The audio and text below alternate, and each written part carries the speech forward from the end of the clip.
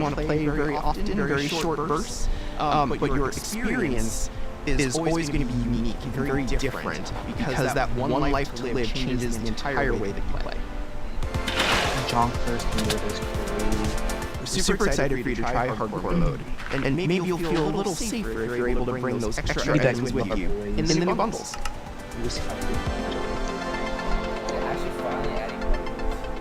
This is Matthew, take one. We added bundles to help people pack more into their inventory. So in old versions of Minecraft, if you were digging a tunnel, you might end up with 64 blocks of cobblestone, and it fits into one inventory slot. Today, if you dig that same tunnel, you're going to get a lot of different blocks. Even if it's only 64 blocks in total, they're going to take a lot of inventory slots because they don't stack together. A bundle lets you pack those items together, reclaim that space, and have an inventory that feels like it did back in the early days of Minecraft. When we first came up with the idea for the bundle, we wanted to make sure it was actually going to be useful. So we watched a whole lot of streams of players playing survival Minecraft. We waited until they opened the inventory and then we took a screenshot. Then we went through all these screenshots and we said, what could this bundle do if they had a bundle? What we found is that most people would be able to free up 8 inventory slots or more, which gave them a lot of room to carry more of anything they wanted.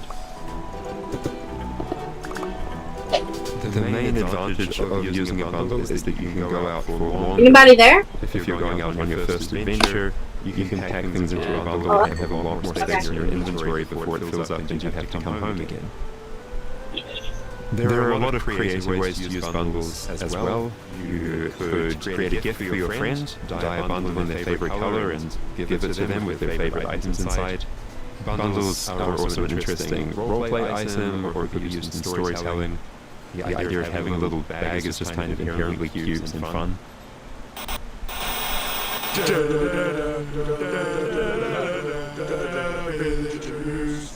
Breaking news! We interrupt this Minecraft Live broadcast for a special report! There's been a monster sighting! Here's villager number 9! Thanks number 5! Villager number 15 here says there's a monstrous creature right there in those woods! So, number 15, have you That's just me joining. What? I'm not lying! I was with my group with the monster and got all of them! They're all gone! Maybe they just don't like you, you know, because of all the lies. Sims should I play? Which one should I play? Sims 2 or 3? Gonna go into the spooky forest and prove there's no monster. Alright, Yeah. let's go. Oh, you're heading into the woods. Just answer. Very 1 or 2? well. But I must warn you. Those Okay, I'm gonna wait till he ends his break to choose. never return here. What? Why not? Where did he go? This is just the entrance, darling. The exit's over there. Alright, come on. Listen. Everybody keep their eyes peeled for Listen to monsters. this. Hey Siri. Because we know there's no such thing. Rap. What about zombies, skeletons? Rap Siri.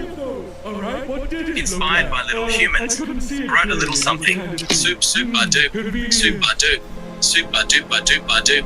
Here we go, time to feed soup. That's what babies need. Cook it. Veggies, veggies. Part of their diet. What's the trick? First you fry it, simmer, simmer. Okay, now try it. The baby's gonna make a mess of it anyway. Oh, soup. Ah! The monster got him! Ah! It's happening again! Ah! That could have been anybody's XP. And emeralds. And Silent said, I'm villager number 31, help me. I'm being attacked by a monster. It's circumstantial at best. Let's move on. Yeah, that does make sense. Alright, well, I'm convinced. Let's keep going. I thought he said there were monsters! Yeah, alright, we've been here for a while. We haven't seen any monsters. Yeah, we should make our way back. Which way was that again? Oh no, we're lost! No, does anyone know the way back? Villager number 47 will know. He's a cartographer. Where's villager number 47? Hey, someone just knocked on this XP. Maybe there is a monster. There's no monster. Who said that?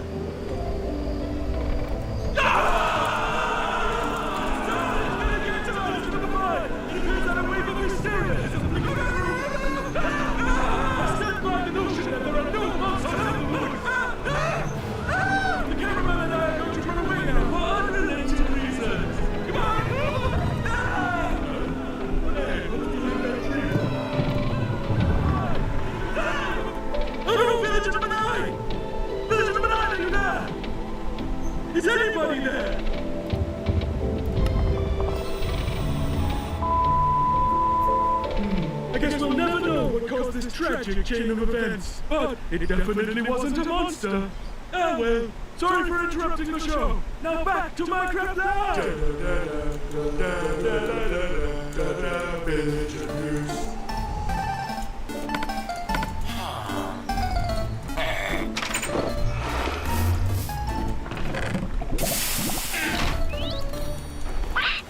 It's been a long time since I first announced our Minecraft movie. We've taken our time to assemble an incredible team and to create an original, fun-filled take on the Minecraft universe. From us at Mojang, our partners at Warner Brothers and Legendary, our talented director Jared Hess, and some amazing content creators, we're bringing Minecraft to the big screen in a way you've never seen before. All with the goal of authentically capturing the spirit of Minecraft by working with people who play, love, and care about the game as much as you do. Let's hear from some fellow Minecrafters and take a closer look at how we made this film. Let's do it! And action! I'm Torre, creative director of entertainment for Mojang. I'm Jared Hess, the director of a Minecraft movie. We're super excited to share some exclusive information about how we made this movie. Man, to be able to celebrate that fun, amazing, creative spirit that is Minecraft, it was just like a dream come true. We first started talking about making a movie was over a decade ago. We really wanted to honor the world. And then spending like 3 months in New Zealand on set, we really enjoyed the journey. We thought a lot about what kind of movie to do, and we chose live action because it's not something that's been seen before on this scale. Creators have made such amazing stories and short films and content in the animation space, and it was like, oh, this is the chance for us doing a film to do something different. And also kind of wish fulfillment, because I've always wondered, like, what would happen if I would wake up inside the Minecraft world? Like, how would I survive, and would I survive at all? The idea of being human beings that are actually going into this cubic dimension of the overworld and how those characters are engaging in that space. And it just seemed like so much fun. Everything is cubic, like everything is blocks. We had just an absolutely amazing crew of talented artists. You know, our production designer, Grant Major, he was the production designer for the original Lord of the Rings trilogy. We also are working with Weta, and they all had their own personal relationship with the game. So when they started designing and drawing, it just really popped. What I like about what you did is that the choices you make, they support the story and the character. Part of that is because just like every Minecrafter, every player, they bring their own original story to what they're doing. It's very intentional that this movie is called a Minecraft movie as opposed to the Minecraft movie. We have an ensemble of characters, these unlikely misfits that get thrown into this adventure in the overworld. And we experience a lot of that through one of our characters named Henry, who's a young man going through a tough time in his life, and he literally has to create to survive. You know, I saw him on the page and I was like reading the script, like, oh wait, he's like, you know, a young kid hanging in his room, like building and making stuff. But that's what he is. He's like a maker and he's a creator. Such a big part of Minecraft has been the creative community and modding. So we thought that Henry, the Henry character, could represent basically the modder, the person who takes the vanilla game and tweaks it and adjusts it, and then he comes into the Minecraft world and he meets Steve, and Steve knows everything about vanilla Minecraft. We've always said that Steve isn't really a character. Like, Steve is what you make him, right? Yeah. And we've all embodied Steve and been Steve and done different things.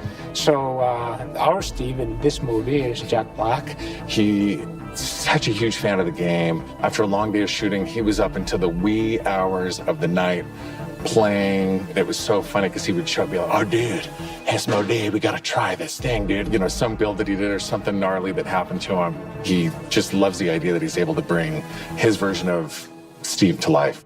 Play it from the top one more time. Figuring out crafting was super fun. When the game came out, there wasn't a recipe book, and people were like, "Wait, what happens if I put these things like that?" When Garrett's character and these new characters come into the world, they don't know the recipes, they don't know what to do. The Jason Momoa character, Garrett, is a guy that was like a world championship video gamer in the late 1980s, and he kind of peaked then, but he's still stuck in the past. He's got a little bit of Arrested Development. He's holding on to that former glory. We want to show you a short scene that shows Henry and Garrett and Steve. Steve is kind of demonstrating his skills, and then Garrett tries to demonstrate his skills. Yeah, and Garrett's the noob.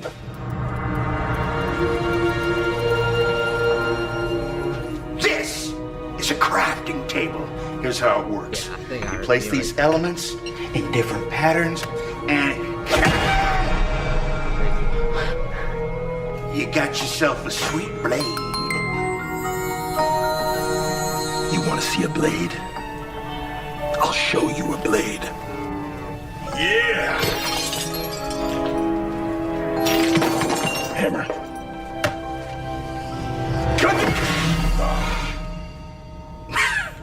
That's okay, bud. Buckets are useful here. When we were designing crafting and talking about what should it look like, we basically started at the crafting table itself. We looked at the crafting table, we looked at the in-game texture, and it has this like super pixelated picture of like a hammer and a saw there on the side. So obviously that was built into the real world crafting table. So it got this hammer, and we figured we honored the 3x3 grid perfectly, and thought it would be cool and kind of fun and gratifying to just give it a massive whack and then have things appear. I remember when we were trying to figure out the size of the block that you break itself. Look, when Steve holds a block, it's like this big. And there we actually found out that going 1 meter by 1 meter, which is like, 3 feet by 3 feet, is actually too big. So we scaled it down, and the scale's like 60 centimeters cubed, which is 2 feet by 2 feet by 2 feet. And then in the background and maybe in the foreground, we sometimes scaled it down a little bit, but we would always honor powers of 2 because we're programmers and we like powers of 2. We had to honor what you experience in the game, but also make it work for human scale, for our different characters that are manipulating the environment and the world and throwing blocks, and make it be practical for that, but still feel natural and organic to what people experience in the game, and feel authentic in that way. This has been so much fun talking about the movie, everything that's gone into making it, all of the ideas, the point of view, and we cannot wait to share this movie with the world. Yeah, super excited. See you in the overworld. Yeah.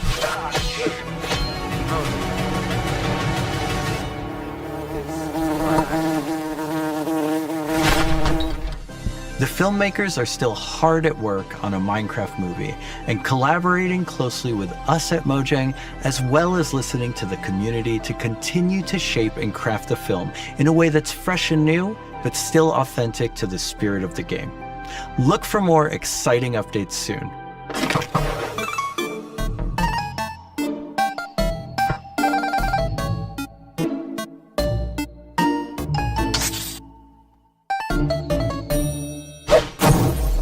Do you want to adventure through Minecraft biomes in real life?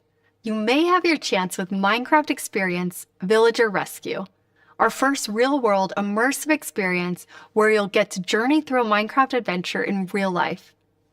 Let's take a behind-the-scenes look before it debuts in Dallas this October and spawning in cities near you in the future. Olivier, prise 2. Premise of Minecraft Experience. First thing is authenticity. Our goal is to make sure that it is truly authentic for all of you folks. The second thing is defining a new lens from which you can interact with the game, with the IP, with the brand. This is the story of a village attacked by zombies, and it's your quest to go out and save them. We have 17-foot projection walls that we can interact with throughout, which allows us to do things like fight our mobs, chop down trees, collect those resources, everything that you do in the game, only this time you've stepped inside it. This is an experience where you're gonna see, feel, and hear what it's like to be in Minecraft. World premiere is in Dallas-Fort Worth, and then we'll see where we go. Head to the website and tell us where you want to see the Minecraft experience. And now it's time to reveal our completely new drop, releasing in a few months. The team has been really excited about the idea of adding a new biome, and we created one with its own unique mood and identity. Oh, that's the ring thing. During daytime, it's quiet, like almost serene in the new Pale Garden. The Pale Garden. While you might feel calm walking around in this forest, there's also an eerie mood. Something isn't quite right. Then, when darkness falls, you indeed feel another side of this place. Like the hanging moss shifts from being pretty to really spooky, and you realize that you're not alone. There's something lurking in the shadows. So everything about this biome feels unfamiliar, and this is by design. We want you to feel a bit curious and scared, like what is this place? Why is it so different from everything else? What we needed for the biome is to have like a low visibility, and we've created the pale hanging moss for this. This really inhibits like how much you can see and how far you can see, but you can still walk through it. So you're traversing through the forest and you're like trying to find everything, but you don't know what will be behind the hanging moss. Yeah, it gives you kind of a strange feeling when you enter. It's unnaturally quiet and a feeling of something weird's going on here.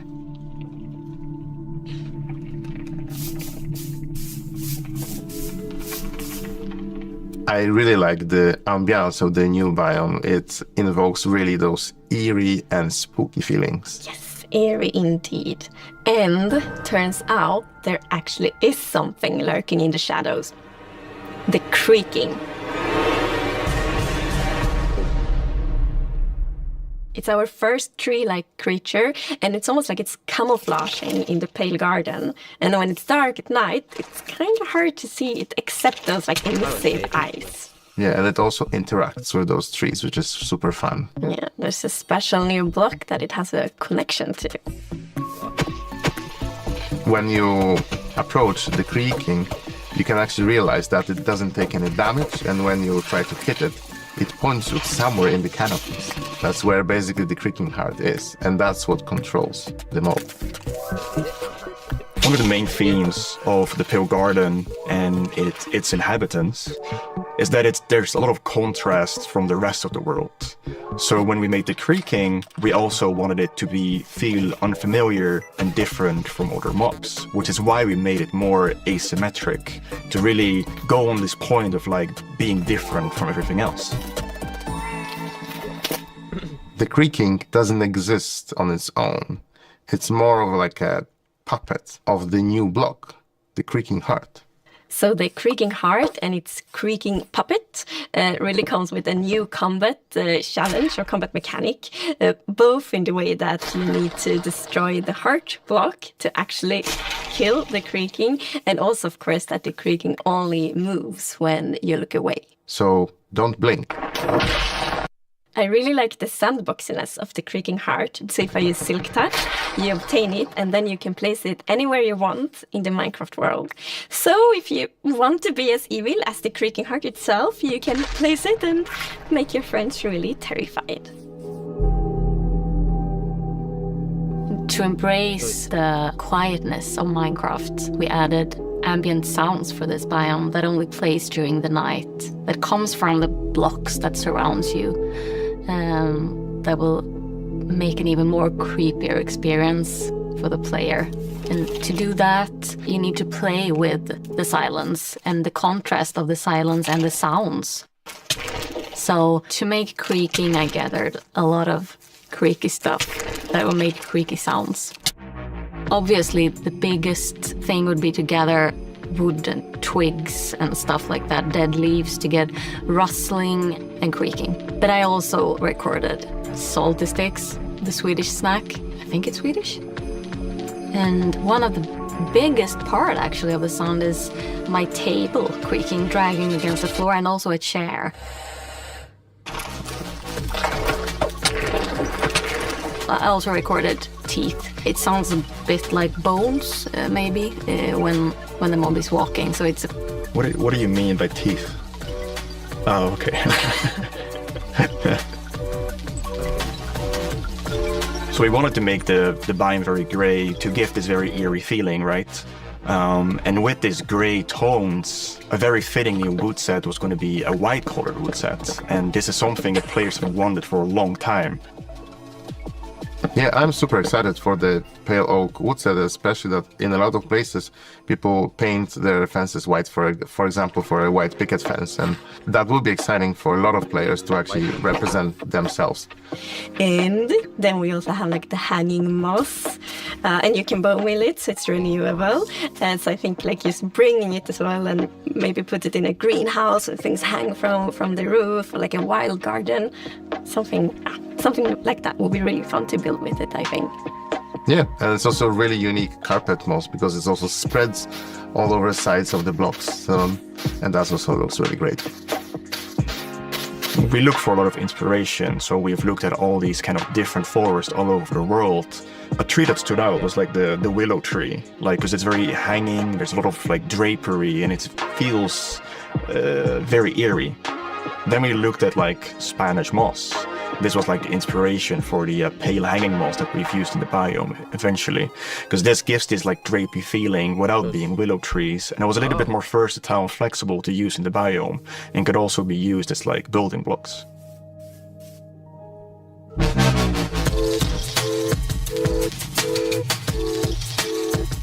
We are super excited to see what you do with these new features and the new game drop. We want to create connections between features because the Minecraft world is an ecosystem, and we really want it to feel like that. And the Creaking Heart and its puppet, Creaking, it really has a new way of creating this kind of connection. So it's going to be really fun to see you all experiencing it. And it's actually coming to Snapshots, previews, and betas very soon. So soon you can all try it out. Villager number 9 here! Sorry for interrupting again, but villager number 15 and I have just escaped from the spooky forest. And I'd just like to state, like I said earlier, that I was right. There is in fact a monster in the woods that looks like wood and sounds like wood. What? That's a lie! You didn't believe that at all! Many didn't believe me. But in my heroic foray into the spooky forest, I, villager number 9, single-handedly discovered the creature that I shall now name the Crunching. It's called a Creaking. They literally just said its name. Maybe I should go into monster hunting. I'm clearly very good at it. Villager number 9, Monster Hunter. It's got a nice ring to it. Well, sorry to interrupt the show again. Now back to Minecraft. Stick around with us for the first ever playthrough of the Pale Garden in our after show, starting in just a few moments. Our developers will take us on a deeper dive through the new game drop as we bravely explore this new biome together. These new game drops can be played in betas and snapshots soon and will release to everyone in the next few months. We hope you're as excited as us about everything happening in the world of Minecraft. Minecraft wouldn't be what it is today without all of you. From all of us at Mojang Studios, a huge thank you.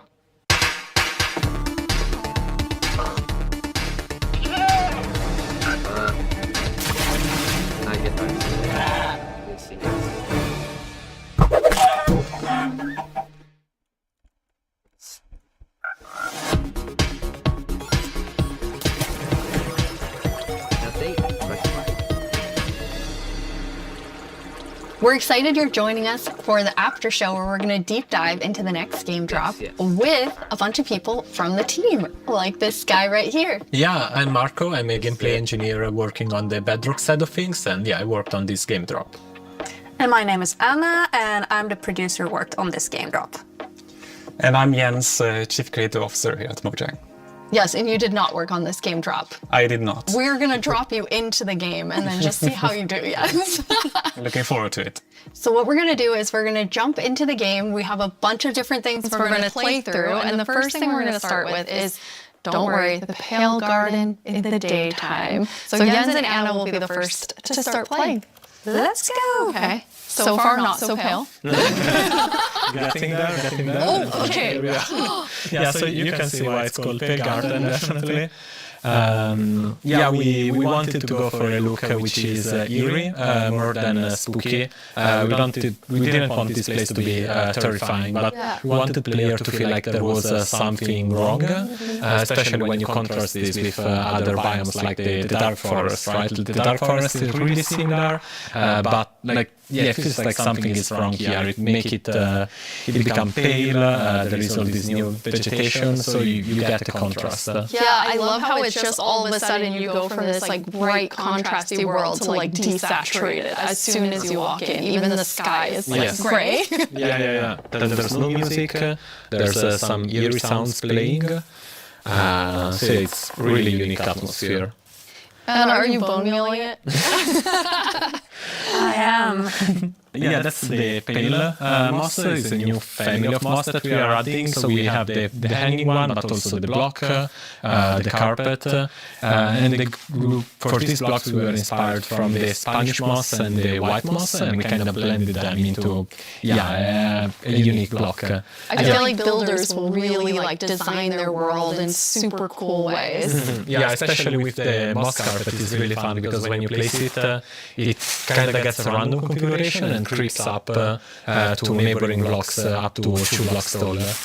It's really cool. And the new wood set, we're going to see a whole village built in it. But it's really nice to have that like white, gray color scheme.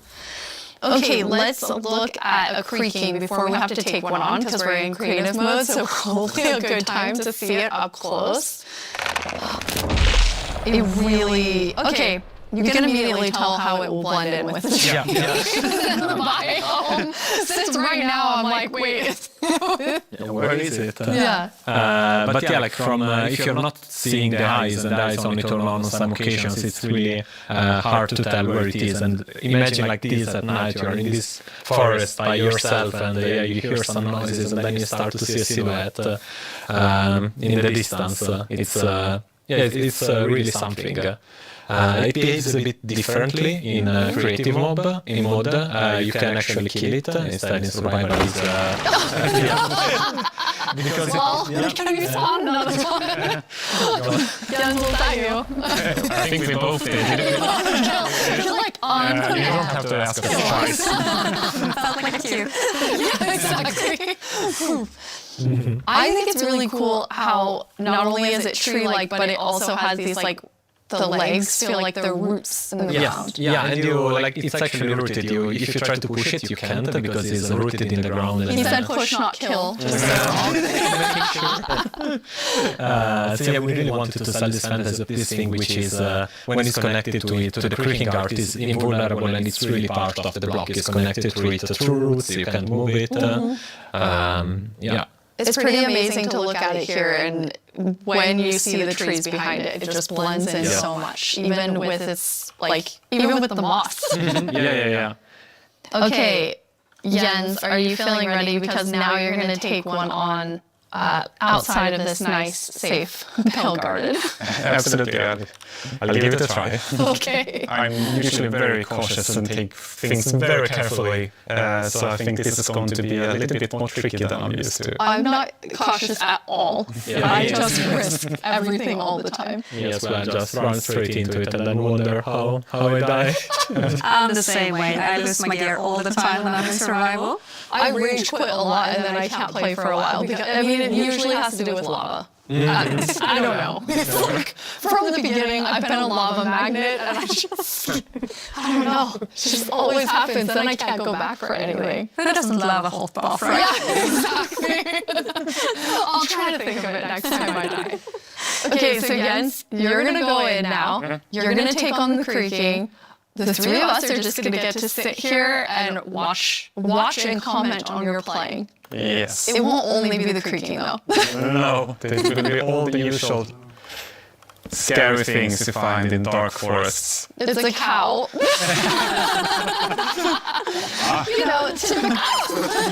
Small victories. It kind of came after in a very aggressive way. It feels like it It felt different in the Pale Garden. Yeah, it's the Pale Garden. Yeah. So let's see what will I find here. Okay, let's see, Jens, if you can find a creaking. So far, it's very calm. Yeah. It is very calm. Oh, okay. There it is. Yes. Okay, your paper. Oh, no, two of them. Jens, you have 2 creaking. Now. Let's see. Okay. Oh. Okay. Okay. This one. The particles are showing. Where the creaking art is, right? So it's invulnerable, it's trying to punch it, but nothing is happening, but yeah, Oops. And I fell in a hole. Oh. Okay. Okay, now it's not looking at the creaking, so we're gonna sneak up on him. Ow! Yes. And you were telling me that that's pretty challenging, like the mob and the block being linked. Yeah, we haven't done anything like this before where you can't actually hurt the mob, but you need to find a block that it's interacting with. So it was both a fun design challenge and a nice challenge for our engineers. Oops. Oh, Jens's commentary. Oops. Yeah, so trying to... There are... How do you have so... Okay. I fell down in the same hole again. Okay. I'm trying to figure out where it is. Okay. There it is. Okay. You found one. Okay, so destroyed one. Okay, so you destroyed one, then it's just kind of poofing away. Okay, Yeah, so it falls apart. Okay, the next one, Jens, can you use Silk Touch and actually take the creaking heart with you? I'll try that. Don't fall it's in into this a hole again, Jens. Yeah, it's walking backwards. It's not safest. Let's see. Yeah, Where is it? I mean, trying to keep Okay, there it is. eyes on it. So now I have an axe with Silk Touch. So Okay. now I get it, and that destroys the creaking, and I get the... Here you have it, the creaking heart. That's amazing. Nice. So, but it was a quite calm night. Anyway, Yeah, we got one creep. Oh, there we have a Okay, zombie. it did feel more calm. But still, trying to keep this in view while finding the heart is still... I kind of forgot that the zombie would attack me. I was like, hey, I'm looking at you. And like, this is super easy. And all of a sudden, everything is spawning at you. Okay, so now walking backwards. I'm pretty impressed, Jens. I think you did a good job. You not only killed a creaking heart, but then you actually like took one with you. Yeah, thankfully I have. Oops. I know the compliment. Yes. I have iron armor, so I'm not completely unprotected. Okay. Okay, there's another one. Okay, so where are you? Oh, it's right there. Ah, it's that. It caught up with you because you lost track of it. Because not only are they linked, but they also have like a perimeter that they have to stay in. They have a territory of turtle blocks, so if they get to the edge of it, they will just... they won't be able to step further away because they're connected to the block. It's not like they can go wherever they want. It's right above you. It's a bit hard to see. Oh, it's really staying close by. There you go. Nice. Okay. All right. That was very impressive. 3 creakings at the same time. Three creakings. That's awesome. Okay, now we're gonna let you rest for a second after that tough experience with the creaking. How often is the team play testing as you're building out the features? It's it's a continuous process, right? Because the moment you build something, then you have to play it right after, right, to check if everything is all right. But besides that, then we have more extensive play testing that is scheduled on certain phases of the development. Yeah. But testing within the team we do almost daily. Like just loading it on someone's computer and going over there and testing. That's awesome. Well, I mean, that's the dream, right? You just get to play Minecraft every day. Jens, you've played this before, so you've seen it. This wasn't your first creaking experience. No, it wasn't. No, so I asked, can I have a build? And yeah. Anna provided, so I've been able to playtest latest, and I'm really impressed. I really like it. It's been amazing what the team has made. I think that it's always fun to see like the ideas come to life, and especially with the creaking and the creaking heart, how many different teams had to work on it with art and sound and design and gameplay. It like really came together so nicely. Thank you. We can't wait to see what players do with this when it's out, because that's the most inspiring, of course, because our players are so much more creative than we can ever be. Yeah, we had some friends actually create some builds so that we can jump into the game. So now it's going to be Jens and I playing. Woo! I'm going back to like old school days here, playing and talking at the same time. So we're in a really cool village. The idea was that they use the new wood set in all different ways. And I'm so impressed with how different everything looks. Yeah, there are like so many different things you can do. Like the first thing that comes to mind for me is especially seeing that gazebo is like Elvish. It's there's white wood and it's really fantasy with the lanterns and everything. But there's also like more modern things you can do, right? I love the modern, you're exactly right. It's very fantasy, but then also very modern. And you told me you thought it had this like millennial gray. I mean, it is. Exactly. I really love that for my future builds. I'm going to use it a lot. But something else I really like besides the color palette is also like beautiful details. Like if we look at one of the doors, I have this little metal details. It really looks, this one looks really different and it has almost a medieval look. Yeah. But I guess it also depends on which build you use it on, which makes it extra cool. Oh, we have some like moss growth. Yes, as you can see, it's really versatile and adds a bit of an extra dimension, I guess, to the builds, because it overlaps and creates interesting effects. And it's super easy to use. You just place it, it gets random configuration, so you get a bit of variety. And I love this little sapling. I just want to have not even a house, just a bunch of saplings I can look at and think are so cute. Yeah, the shape is really something. It's like twisted and with the branches coming down. Jens, you're going to show us a way, this was your idea, Marco, of how you might use the creakings to protect yourself? Your village? Yeah, because the creaking is kind of protecting its own forest, right? So the same way the players could use it to protect their own base by creating devices that activate and fend off enemies. So this is a piston that's going to, because basically you can only have the creaking heart work when it's in between two pale wood blocks? Yeah, exactly, and they need to be aligned the same direction as the creaking heart, because it's a log block with something inside, so it needs to be aligned. And once it's in the right configuration, it will activate.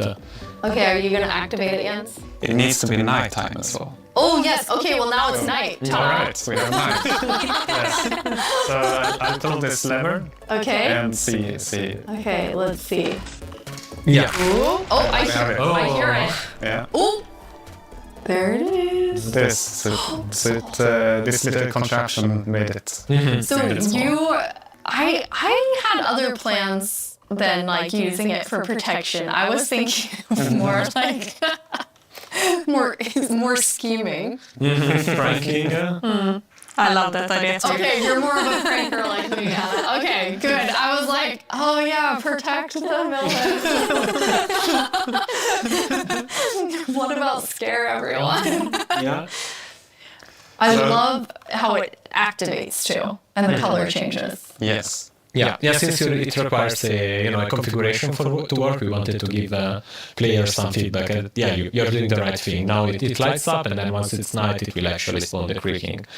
Fun thing also is that if now you deactivate the piston, the block will, the creaking guard will still stay on because there's a creaking spawned. Okay. Yeah, you see now it stays, because otherwise it would be too easy, right? You just remove the log, which takes nothing seconds if you have an axe, and then the creaking disappears. Instead, we want you to actually engage with the block and destroy it. Okay, so once it's activated, you have to destroy it. Yeah. Destroy the block. You can't just destroy everything around it. Or you wait for day, right? And then it will just deactivate and the creaking will disappear. Can be a long wait. Yeah. Yes. No, I just wanted to say like the new wood set is really nice, but also like it gives a little bit of a desaturated effect. And when you're in the pale garden, like everything's desaturated and the sky's desaturated, so you can also, instead of bringing the block wood type out, you can bring other wood types in and actually build something in a completely different environment that makes it feel very, very unique. I really like that. That's a really good idea for all of our builders, which is definitely not me. Okay, now we're gonna go to our very last challenge. I am definitely not doing it though. Marco, Okay. you said you wanted to take Jens Yes. on. Yeah. So we've built a full arena for the two of you, player versus player. What you're gonna do is, inside the arena, there's a grass side and a sand side. Marco, which one are you? You're grass. Yeah. Jens, your sand. In the arena, there are a bunch of creaking hearts with creaking spawning all over. You need to use Silk Touch, take the creaking heart, and then each time deliver it into your side's like goal area. You need to get 7 of them in order to win. One thing that you'll notice is each time you put it into the goal, it will spawn more creaking because you are actually activating the heart again. So, any final words? Who's gonna win? The best one? The one that delivers 7 creaking hearts. Yeah. That's what Yes. Yes, the one that does 7 creaking hearts. Okay, I am going Collecting my stuff. on the count, and then I'm gonna say go. On go, you're gonna run in. 3, 2, 1, go. Best of luck to both of you. Okay, first, okay, there's already a lot of creaking. So then you're following the particles and trying to get the creaking Yes. Yeah, this one was Okay, easy to when spot. you get one, kind of tell Anna and I, since we're watching both Okay, of your okay, yeah, screens. got When it. you put it in the goal. Yes. Jens, what's happening over there? I'm getting it. There it is. Okay. Okay, first one Okay, in. Marco had the first one in. But there's another one. Ooh! Yes. Jens, you got one? Wait, that's cheating. I'm gonna put it correctly. Yes, thank you, Jens. There we Okay, go. Jens has his first one. 1 to 1. Then it will spawn, so yeah. Anna, who do you think is going to take this? Well, it's very even right now, isn't it? But Marco looks like he's in a bit of a pickle. Okay, the second one now, Jens has it. So Jens is now in the lead.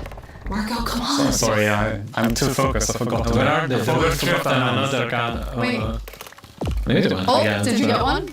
Yes. Oh, yeah, here they are. Okay. Okay, on Marco's side, there are currently 3 creaking looking at him. Run, Marco! Oh, Jens has a third one. Okay, Jens has 3. There is a like just hearing all of the sounds of like the snapping and cracking. That we have one. Especially after knowing from Sandra, it was like teeth and pretzel sticks. She can really do magic with weird things. Yes. Okay, 4. Oh, Jens has 4. Marco, are you still at 2? Are you about to die? Yeah. Run! Something. All right, I have food. Oh no! But I guess don't eat next to it. There you have 64 chicken. Take a break. Okay. No, but they can come from behind. Okay. Wait, Wait, Jens. Yes. Well, Okay.